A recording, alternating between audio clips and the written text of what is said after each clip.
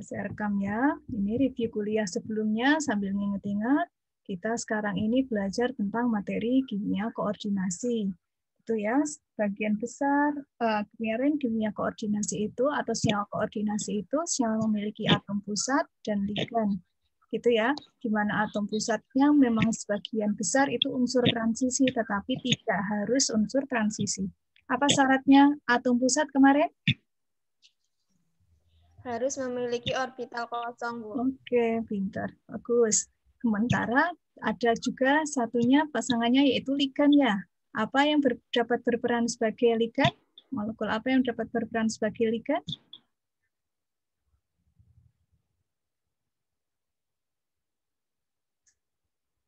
Yang seperti apa?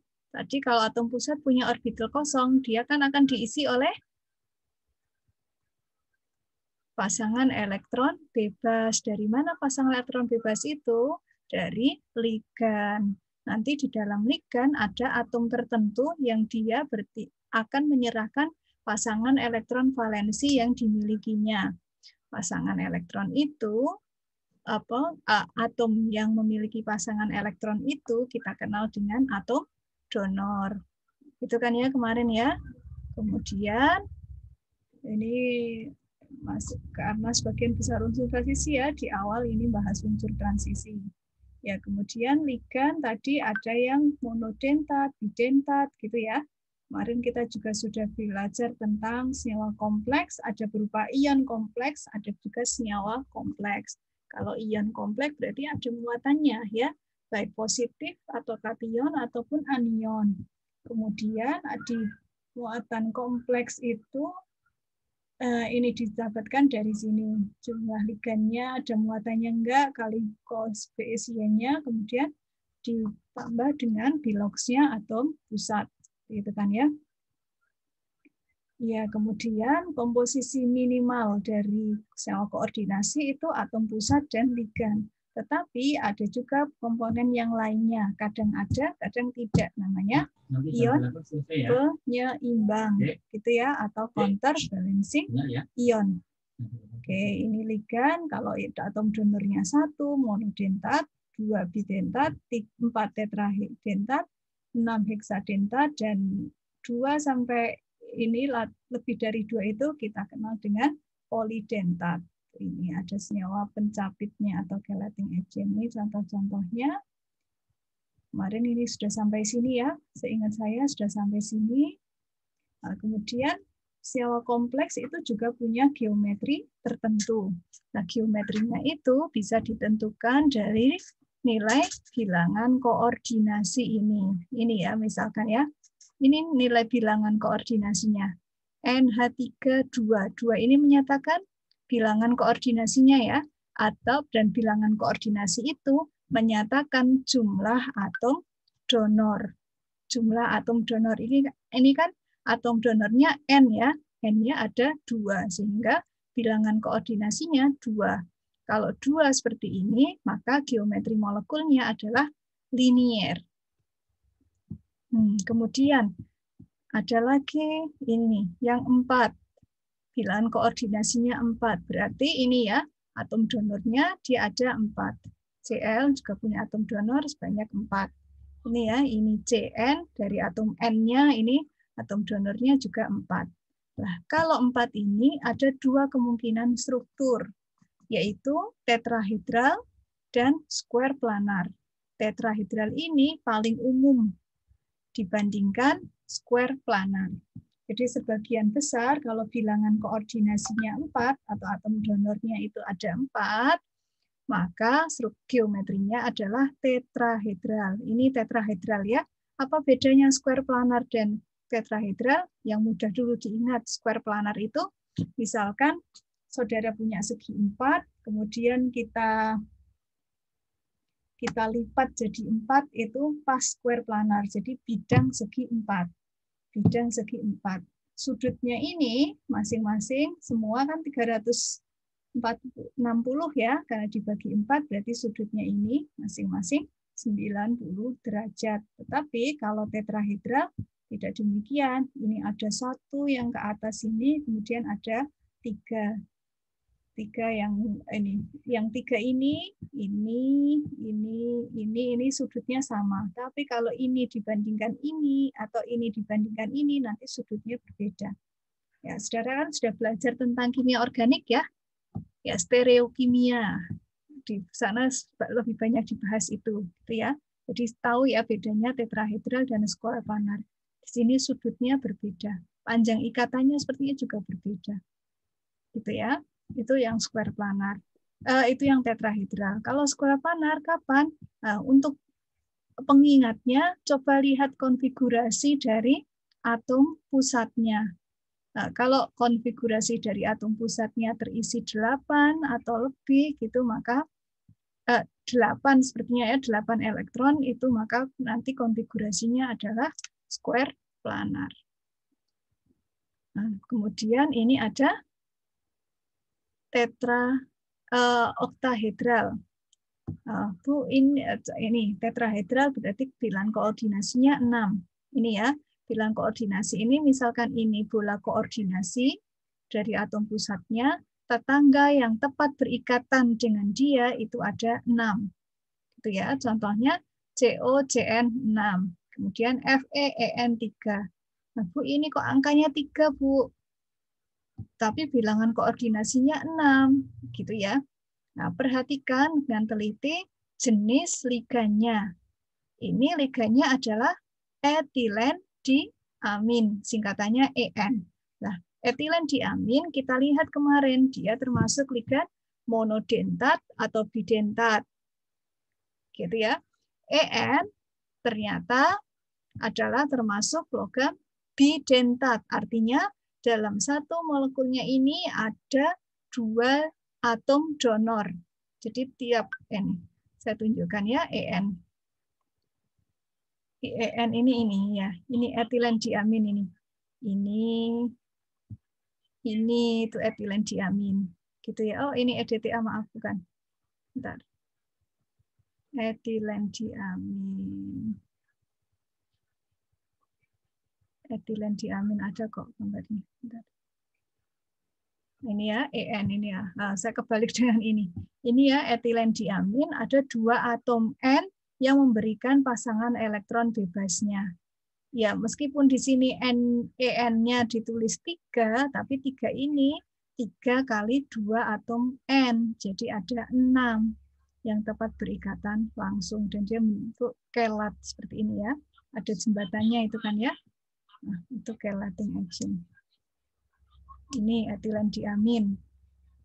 Ini ion oksalat. Ini ya. Ini etilen diamin. Ini logamnya, metalnya. Ini N yang satu, ini N yang lain. Ada 2. Berarti ada 2 atom N yang sebagai pendonornya. Makanya tadi walaupun angka di situ 3, tapi ini sebenarnya adalah 6 karena EN-nya ada di dalam satu EN ada 2 atom donor. 2 atom donor kali 3 berarti minus 6. Fe-nya di sini plus 3 sehingga di sini 3 plus. Gitu ya. Ini oktahedral dan ini paling banyak yang ini oktahedral. Gitu ya, oktahedral. Ada apa? Linier, tetrahedral, square planar, dengan oktahedral. Meskipun sebenarnya ada yang lain, tapi untuk ini sampai sini dulu ya. Ini contoh ligan bidentat. Contoh yang lain, istilah umumnya ligan ini, nama trivialnya porfin. Porfin. Ya, porfin apa morfin ya? Porfin. Ini ya, ini struktur dasar dari hemoglobin seperti ini. Atau bukan hemoglobin, atau apa ini hemoglobin. Nah, saya bilang itu. Ini tadi N-nya mengikat Fe ya. Ini hemoglobin atau myoglobin, itu komponennya. Ada atom pusat, ini ligannya.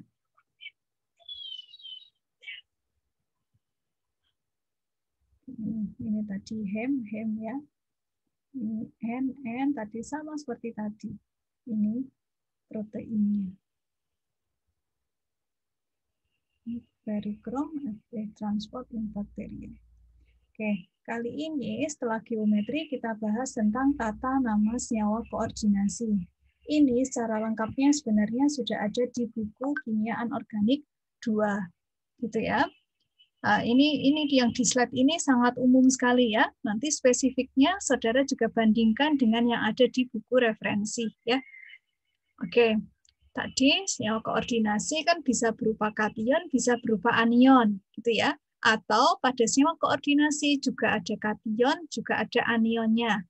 Ya, kationnya boleh ion sederhana atau ion kompleks, anionnya juga boleh ion sederhana atau counterbalancing ion ataupun senyawa kompleks atau ion kompleks. Nah, ketika nanti ada kation dan anionnya, maka penamaannya adalah kation diberi nama dahulu baru anion. Ini umum sekali ya.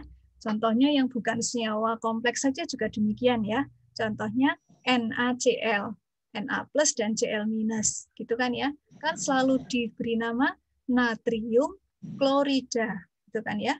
Nah, demikian juga dengan senyawa koordinasi, kationnya diberi nama dulu baru anionnya. Nah, ketika memberi nama senyawa kompleks, ligan diberi nama duluan.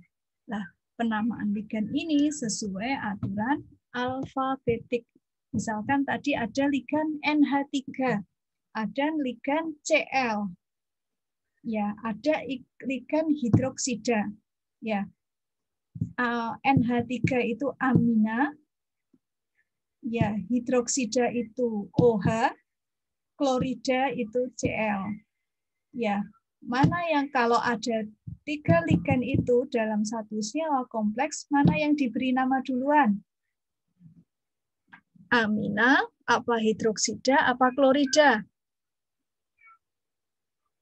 Amina, Bu. Amina, ya. Jadi jangan perhatikan rumus ligannya. Misalkan kan itu NH3, Bu, dengan Cl atau dengan OH, gitu ya. Harusnya kan C duluan, Bu. Kemudian baru N, baru O gitu. Tidak gitu ya, tetapi dari namanya. Amina, amin, kemudian klor, kemudian hidroksida. Nah, ya, seperti itu sesuai nama alfabet.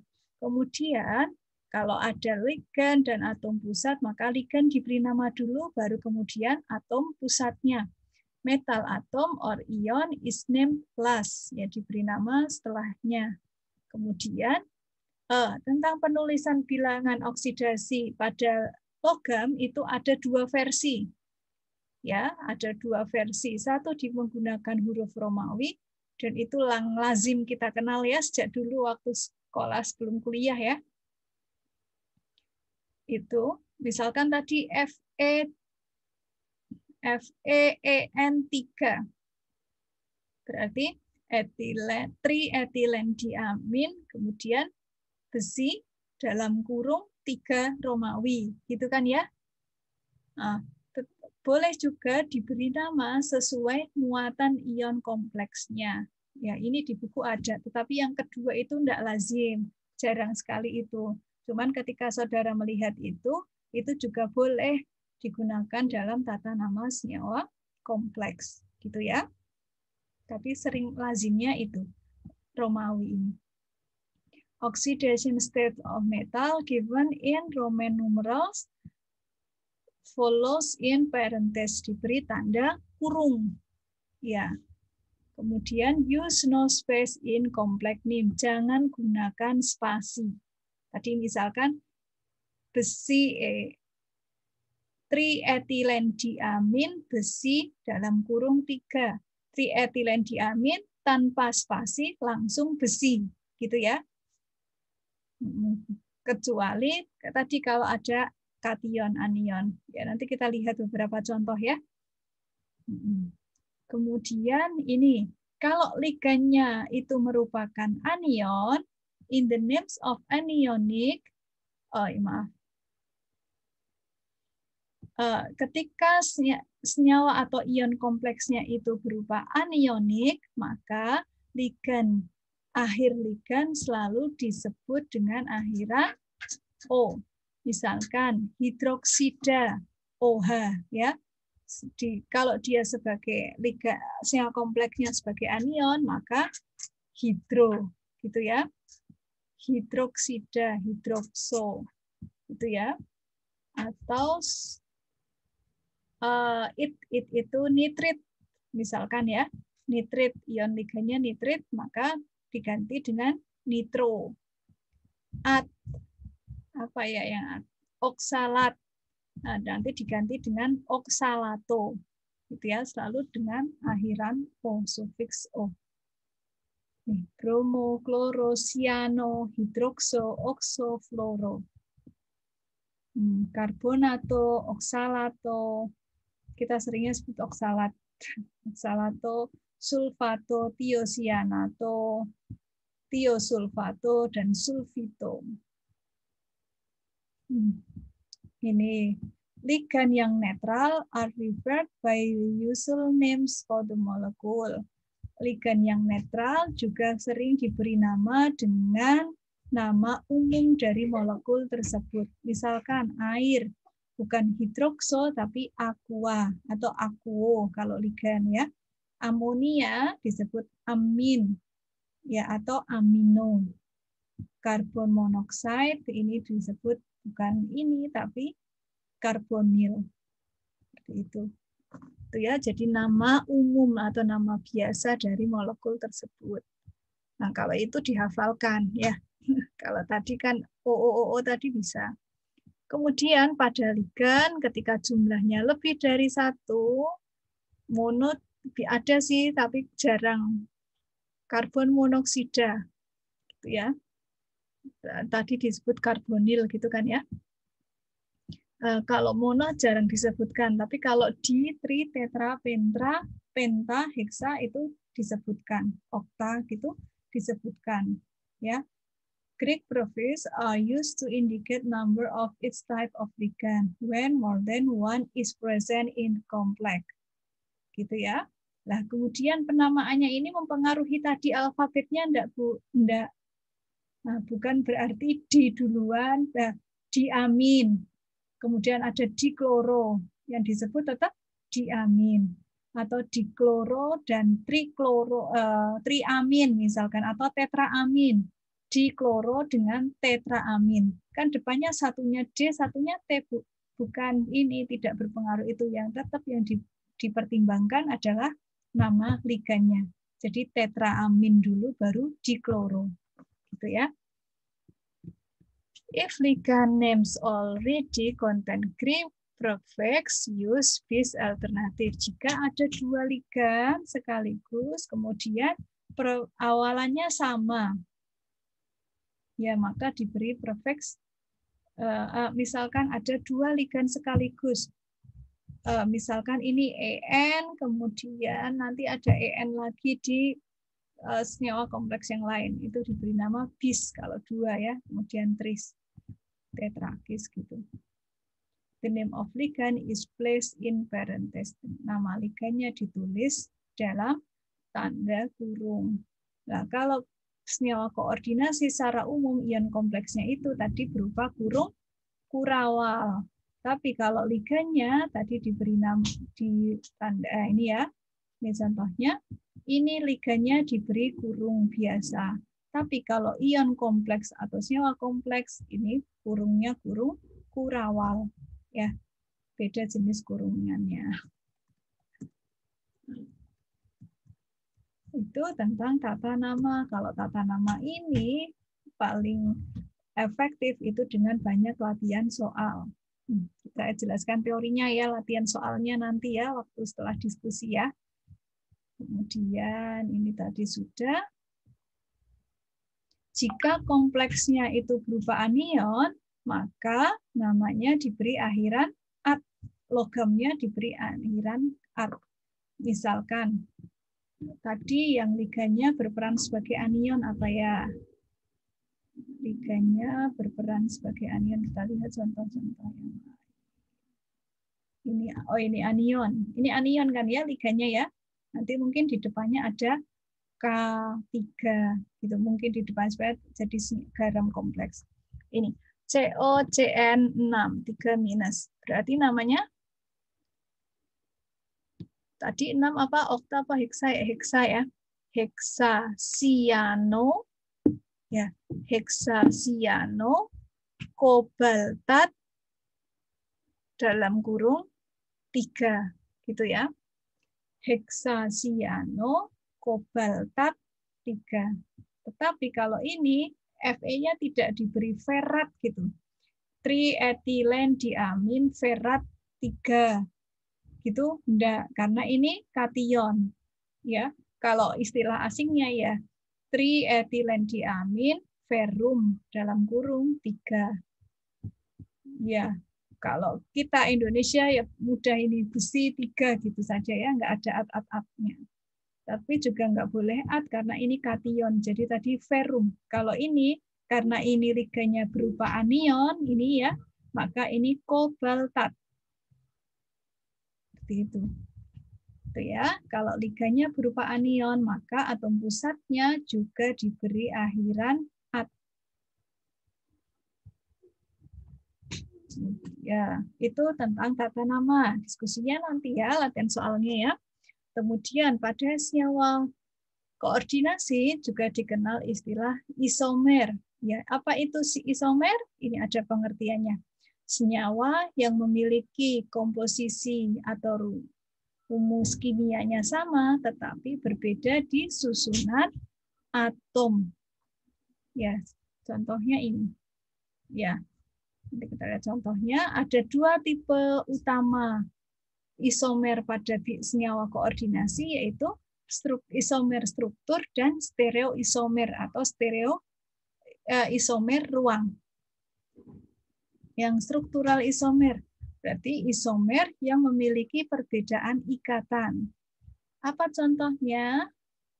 Nah, yang termasuk ini koordinasi bola, isomer bola koordinasi. Differ in ligand bonded to metal in the complex. Berbeda pada ligan atau atom donornya yang terikat pada senyawa kompleks. As opposed to being outside coordination pair. Kita lihat contohnya apa. Nih ya. Ini rumus, kalau ditulis rumus kimianya hampir sama. Ada senyawa, ada logam CO-nya, ada ligan NH3 jumlahnya 5, ada Cl, ada Br. Nah, bedanya dengan satunya, ini Cl, Br-nya ada di kurungan ini, Cl-nya ada di luar. Saya tanya ini, pada senyawa yang kiri dulu, atom pusatnya sama ya? Apa atom pusatnya?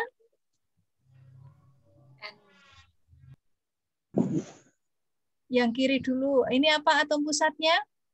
Kobalt. Kobalt. Ya, 10 menit lagi.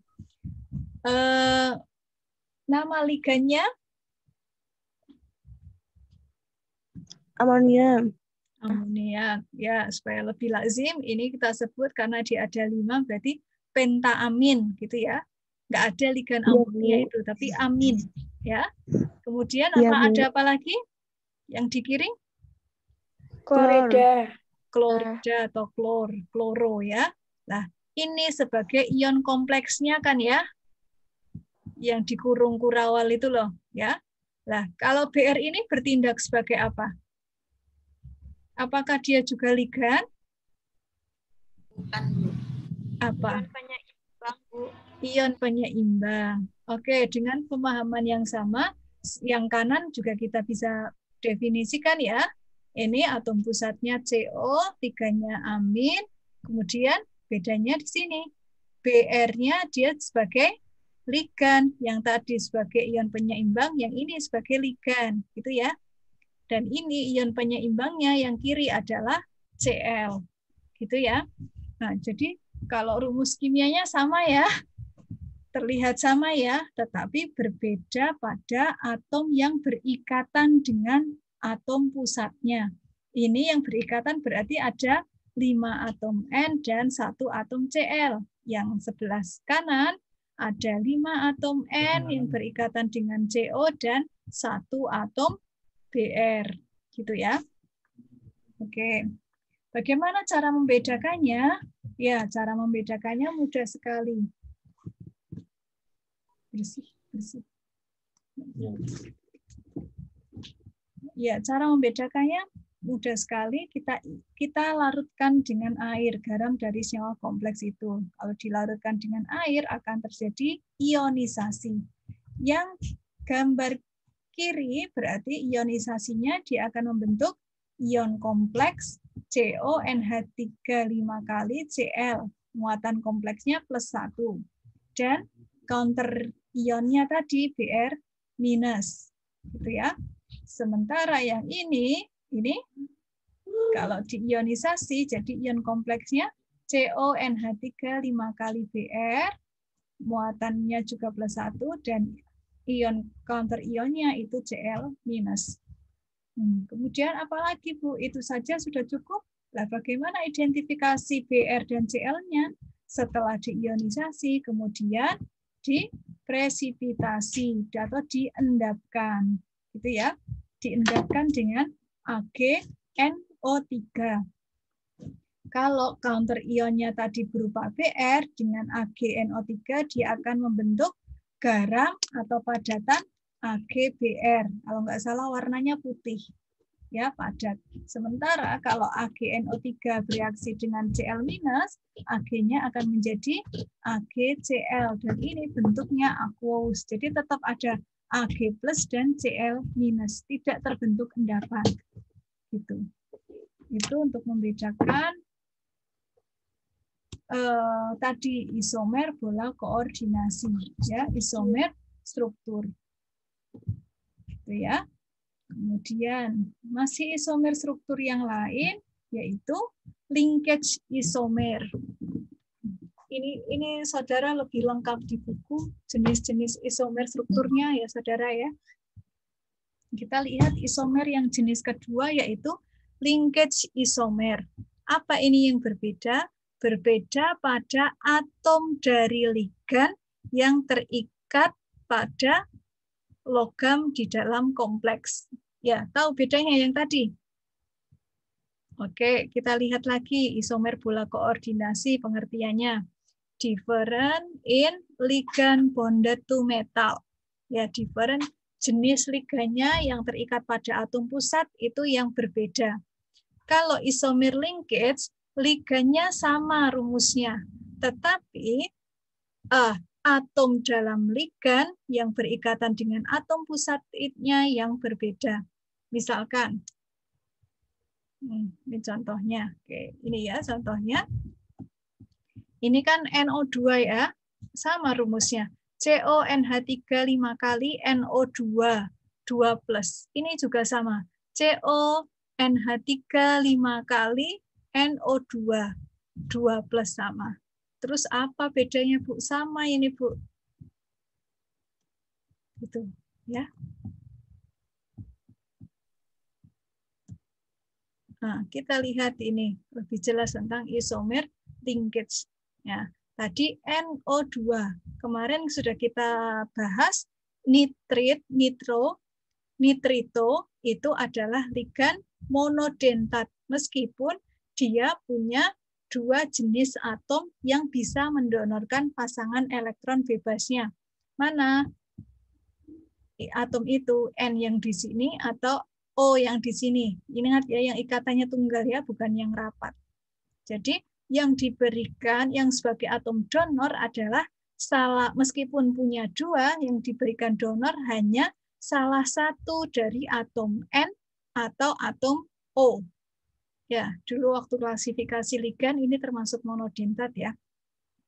Sekarang terlihat bedanya.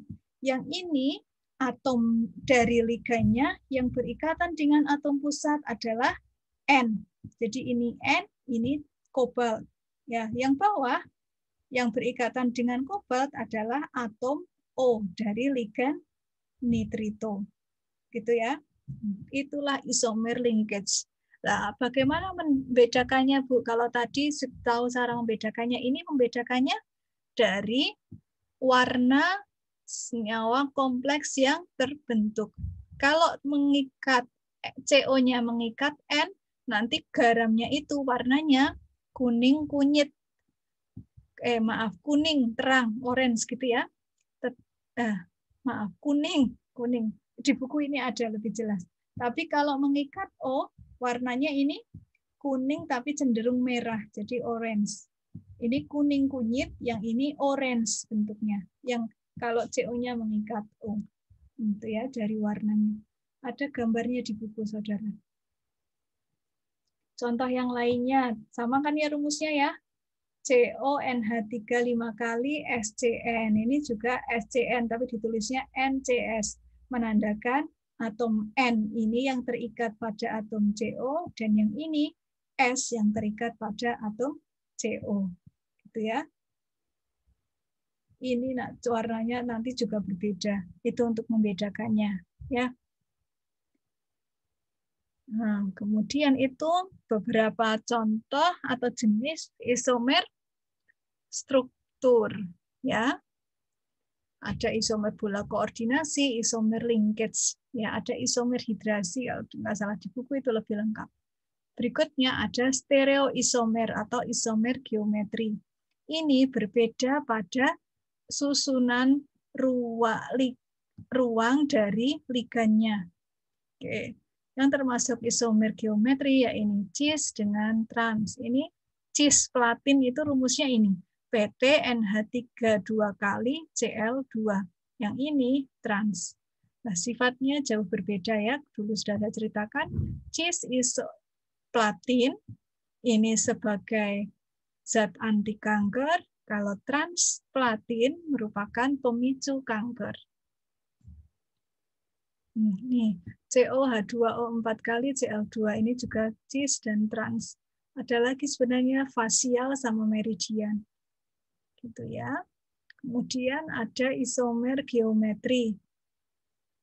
Ini ya, ini penampakannya different in color, melting point, polarities, solubilities, reactivities. Nah, kemudian stereoisomer yang kedua yaitu optical isomer atau isomer optik. Ini sama seperti di organik ya. Nah, yang termasuk ininya, kalau senyawanya diputar berapa? 180 derajat, maka tidak akan pernah kita dapatkan bentuk yang sama persis. Atau ini istilahnya non-superimposable mirror image. Said to be chiral. Itu ya, reverse as enantiomer. Ini, gitu ya. Ini ilustrasinya left hand. Gitu ya, mirror image of left hand is identical to right hand. Gitu ya. Di ini gambar di monitor ini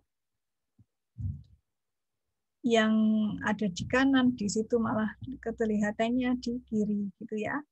Ini juga sama yang depan-depan, ini